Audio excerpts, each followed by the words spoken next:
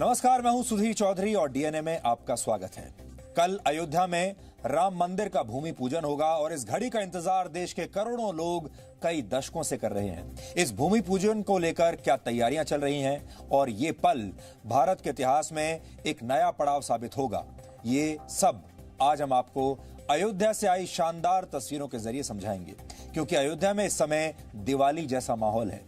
लेकिन क्या भगवान राम का मंदिर बन जाने के बाद देश में भी राम राज्य आ जाएगा? आपने राम राज्य का जिक्र कई बार सुना होगा, इसके बारे में कई बार पढ़ा होगा।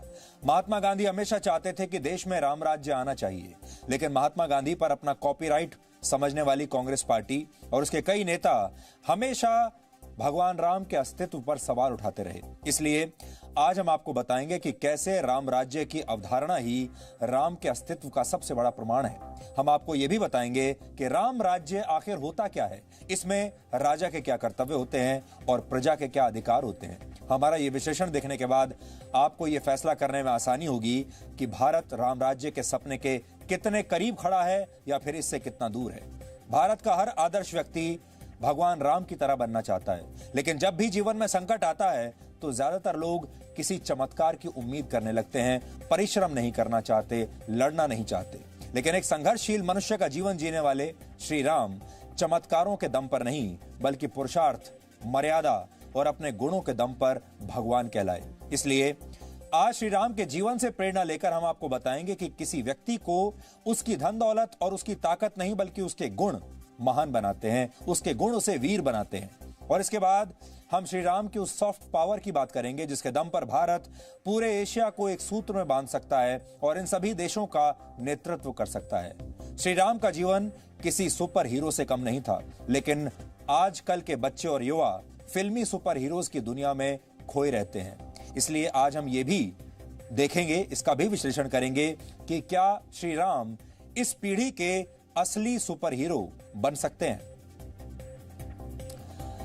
और आखिर में हम यूपीएससी के रिजल्ट्स की बात करेंगे। भारत का हर मध्यम वर्गीय परिवार यह सपना देखता है कि एक दिन उनका बच्चा आईएएस बनेगा। इसलिए आज हम आपको ऐसे लोगों से मिलवाएंगे जो ना तो महंगे अंग्रेजी स्कूलों में पढ़े हैं, ना ही इन छात्रों के पास पर्याप्त संसाधन थे, लेकिन सिर्फ अपने परिश्रम और अपने संकल्प के दम पर इन्होंने ये कठिन परीक्षा पास कर ली और आईएएस बनने का सपना पूरा किया। इनकी कहानियां आज आपको नई ऊर्जा से भर देंगी। लेकिन सबसे पहले आज की तमाम बड़ी खबरें नॉनस्टॉप न्यूज में। कल अयोध्या में राम मंदिर के भूमि पूजन से पहले प्रधानमंत्री नरेंद्र मोदी सबसे पहले गणेश वंदना करेंगे। गणेश पूजन के बाद प्रधानमंत्री शिला पूजन का संकल्प लेंगे और इसके बाद प्रधानमंत्री राम मंदिर के लिए भूमि पूजन करेंगे। प्रधानमंत्री गर्भगृह के पश्चिम में बैठेंगे, पूर्व दिशा की ओर देखते हुए भूमि पूजन करेंगे। उत्तर दिशा में मुख्यमंत्री योगी आदित्यनाथ के साथ 3 दूसरे लोग बैठेंगे। दक्षिण दिशा में भूमि पूजन के लिए 3 आचार्यों और 8 अन्य लोगों के लिए आसन होगा। भूमि पूजन के लिए सभी आसन 3-3 मीटर की दूरी पर होंगे। इस समारोह में शामिल होने के लिए संघ प्रमुख मोहन भागवत भी अयोध्या पहुंच चुके हैं। अयोध्या में श्री राम मंदिर के भूमि पूजन से 16 घंटे से भी कम का समय बचा हुआ है।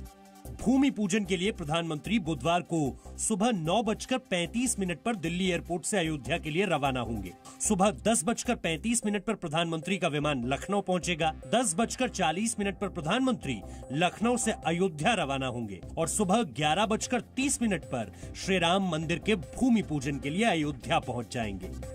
भूमि पूजन से पहले प्रधानमंत्री हनुमानगढ़ी में भगवान हनुमान के दर्शन करेंगे। श्री राम मंदिर भूमि पूजन के दौरान मंच पर प्रधानमंत्री नरेंद्र मोदी के साथ राष्ट्रीय स्वयंसेवक संघ के प्रमुख मोहन भागवत, उत्तर प्रदेश की राज्यपाल आनंदीबेन पटेल और मंदिर ट्रस्ट के अध्यक्ष महंत नृत्य गोपाल दास मौजूद होंगे।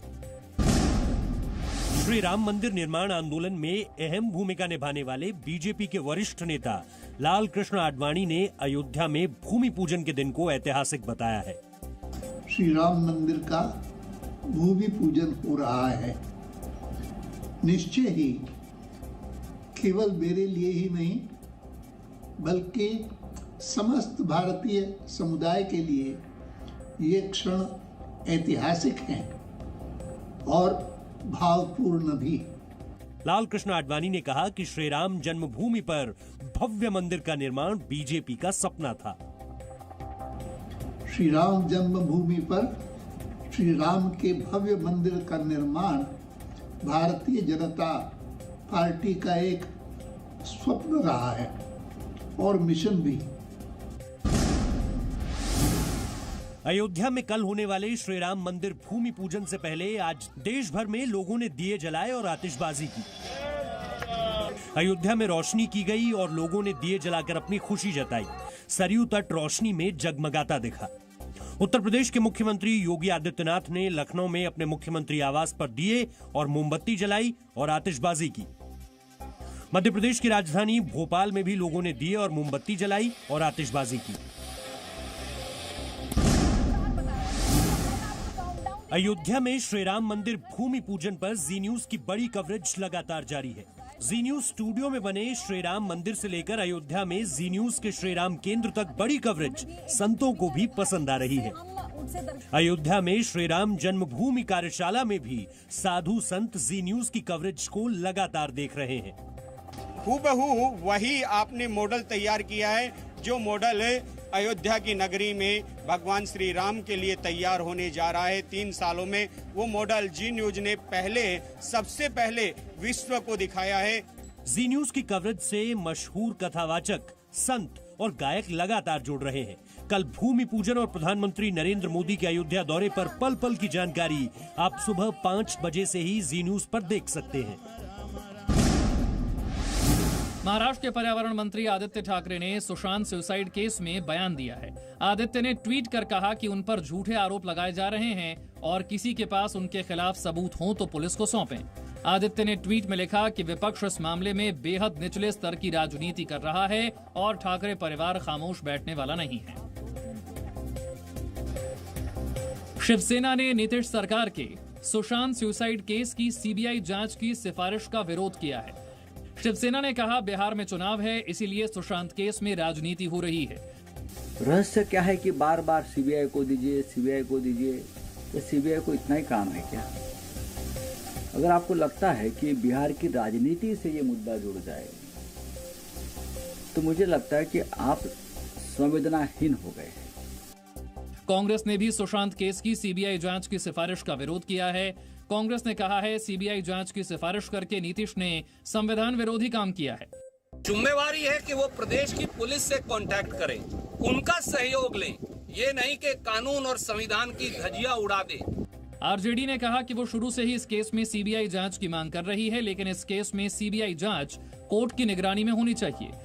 कोर्ट द्वारा सीबीआई जांच जो है मॉनिटर्ड होनी चाहिए और हमने कल भी विधानसभा में ये मांग जो है मजबूती के साथ जो है उठाने का काम किया था। नीतीश ने इस केस में आज भी सीबीआई जांच की सिफारिश की है। सुशांत के पिता ने इस केस की सीबीआई जांच की मांग की थी। जम्मू कश्मीर से अनुच्छेद 370 हटाने की पहली वर्षगांठ से एक दिन पहले पाकिस्तान ने नया राजनीतिक नक्शा जारी करके भारत के कई इलाकों को अपना हिस्सा बताया है। पाकिस्तान के नए नक्शे में लद्दाख समेत पूरे जम्मू कश्मीर को शामिल कर लिया गया है। गुजरात के जूनागढ़ को भी पाकिस्तान ने अपना हिस्सा दिखाया है। पाकिस्तान के प्रधानमंत्री इमरान खान ने कैबिनेट की बैठक के बाद देश का नया राजनीतिक नक्शा जारी किया है। ये पहली बार है जब पाकिस्तान ने लद्दाख सहित पूरे जम्मू कश्मीर पर नक्शे के जरिए दावा किया है। इससे पहले नेपाल ने भारत के इलाकों को अपने नक्शे में दिखाया था। जम्मू कश्मीर में सभी धार्मिक और पूजा स्थल 16 अगस्त से खुल जाएंगे। जम्मू कश्मीर सरकार ने यह बड़ा फैसला लिया है। हालांकि धार्मिक रैलियों और धार्मिक आयोजनों पर रोक जारी रहेगी। देश भर में लॉकडाउन की वजह से सभी धार्मिक स्थलों को बंद कर दिया गया था, जिसे बाद में खोल दिया गया। जम्मू कश्मीर में धार्मिक स्थलों को खोलने का फैसला अब लिया गया है।